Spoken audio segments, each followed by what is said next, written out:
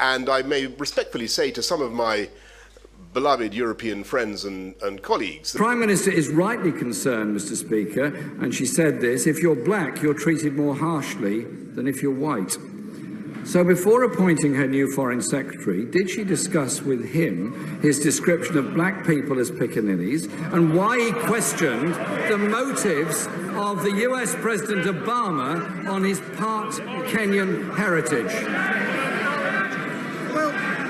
And I believe this is a great opportunity for us in the UK to build on that relationship with America.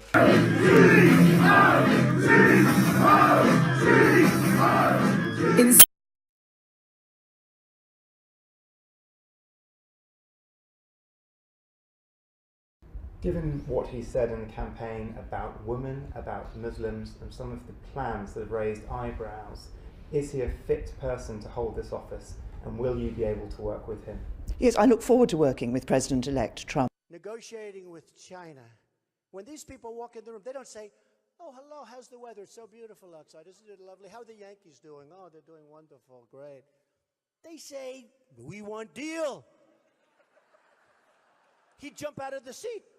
People come back from war and combat, and they see things that maybe a lot of the folks in this room have seen many times over, and you're strong and you can handle it, but a lot of people can't handle it. And his wife, if you look at his wife, she was standing there. She had nothing to say. She probably, maybe she wasn't allowed to have anything to say. You tell me.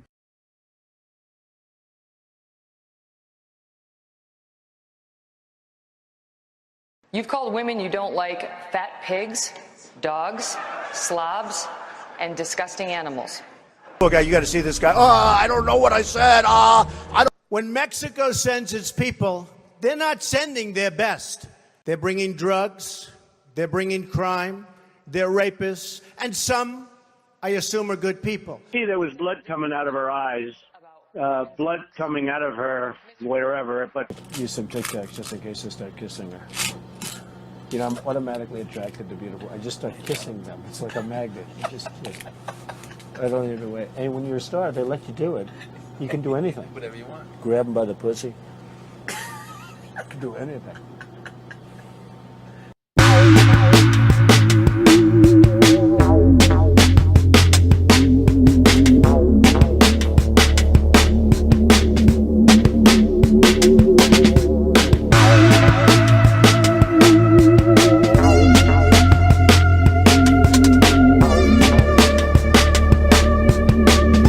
Mr. Trump, Mr. Orban, Mr. Zeman, Mr. Hofer, Mr. Fizzo, Madame Le Pen, the humiliating racial and religious prejudice fanned by the likes of Mr. Wilders has become in some countries municipal or even national policy. We hear of accelerating discrimination in workplaces. Children are being shamed and shunned for their ethnic and religious origins. Whatever their passports, they are told they're not really European, not really French or British or Hungarian. Entire communities are being smeared with suspicion of collusion with terrorists. History has perhaps taught Mr. Wilders and his ilk how effectively xenophobia and bigotry can be weaponized. All seek, in varying degrees, to recover a past, halcyon and so pure in form, where sunlit fields are settled by peoples united by ethnicity or religion, living peacefully in isolation, pilots of their fate, free of crime, foreign influence and war. A past that most certainly in reality did not exist anywhere ever.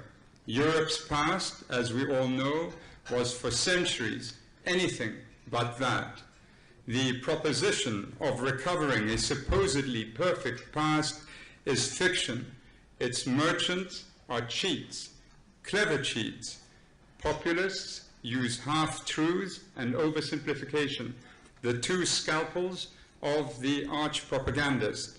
And here, the internet and social media are a perfect rail for them by reducing thought into the smallest packages, sound bites, and tweets.